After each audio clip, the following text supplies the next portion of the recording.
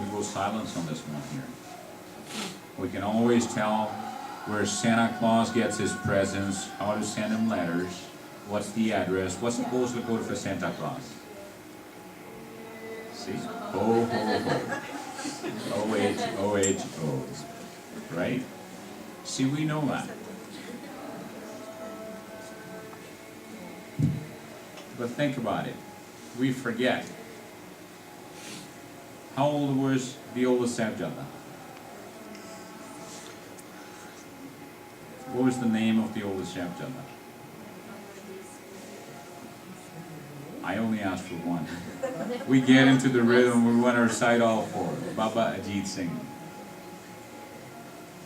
And who was with him? Baba Jujas. So the ones who took Shivdi and Sirhind were? Baba Zorawar Singh and Baba Fateh Singh.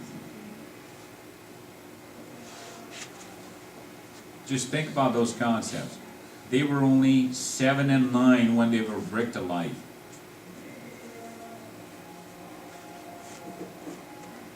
Can we do that? If you were asked to choose between Sikhism and life today, what would you do? Just think about it. Are we ready to go to that extent and make a stand like that? Can we do that? We can't.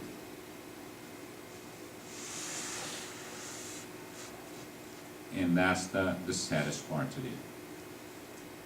Because we do not have that strength from Gurbani, we have not relied on Gurbani. They weren't that brave simply because they were Guru's sons. They were taught, they were brought up by Mata Gujri ji, Mata Sundari ji, in that fashion. Because they learned their history, that their grandfather, who's the grandfather of the Sahibzadehs? Guru Tegh Bahadur ji. He took Shahidi in New Delhi. Who is the great-grandfather? Guru Har Gobind Pasha. He fought against the attackers. And who was their great-great-grandfather? Guru Arjan Pasha. He took Shahidi. Now when you have that rich history behind you and you take guidance from it, then at the same time you have the teachings of the Guru with you.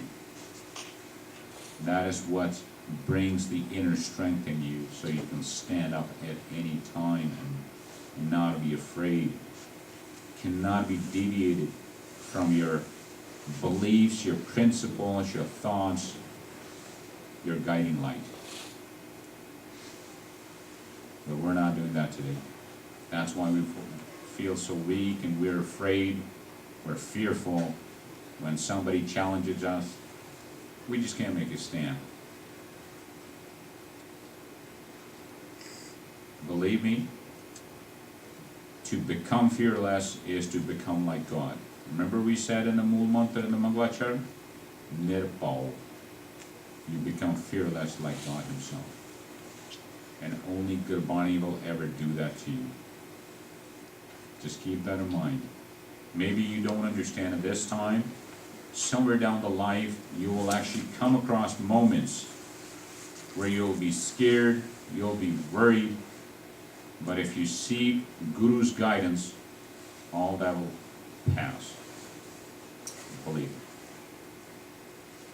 So we need to understand all this. And the older Sahibzada they took Shahidi, where was that? In Chamkaur, the Gadi. Why do we call it a Gadi? What is a Gad? Gad is a killa, a huge fort. What is a Gadi?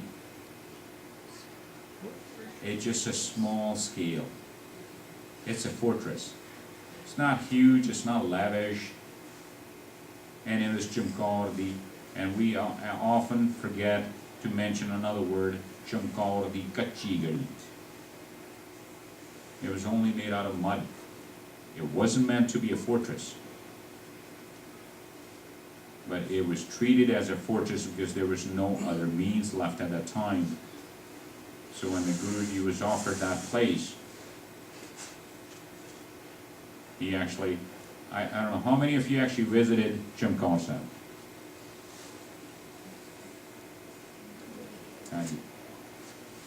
When you go there, can you actually see the significance of that place?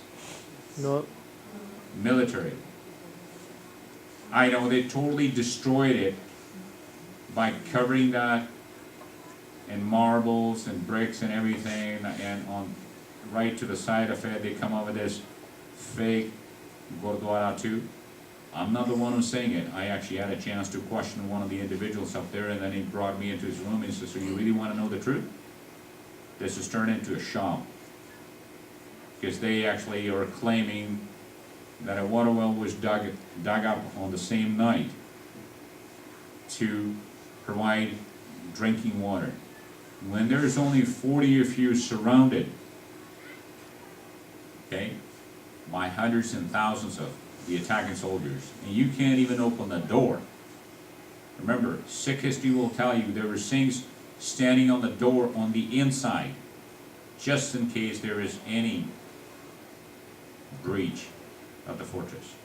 There were Singhs that were positioned on top of the guri. That's why Nahar Singh and some of those, the brave so-called Mughal soldiers who were trying to get up with ladders, they were killed instantly, and then they stopped even raising their heads.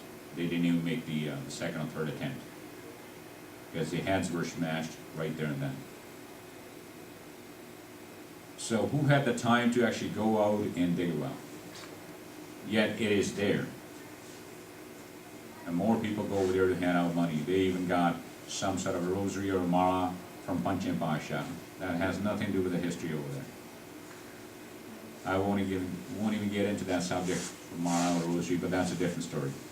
But they put it up there. The Sikhs only had, and they were already, keep in mind, they were actually on their way to that guri. They were continuously fighting with the attacking force. And they were wounded, bleeding, when they took shelter in that guri. And there was no time to reinforce it. The only thing they could do was to take up their duties. And what happened then? Remember, in those days, you didn't have these fancy, infrared night vision goggles in, okay, like the soldiers wear today. The wars used to happen during the daytimes. Right after the sunset, the armies used to retreat, and they will actually rest up, tend to their wounded people, soldiers, and they will attack in the mornings again. That used to be the sort of the code of the war itself. Because at nighttime you couldn't tell unless you actually had those torches with you. And if you were carrying a torch, you were literally asking for somebody to cut your head off, because you couldn't see anybody else. Anybody could come right behind you. That's the history. So Guruji actually prepared those Sikhs even overnight.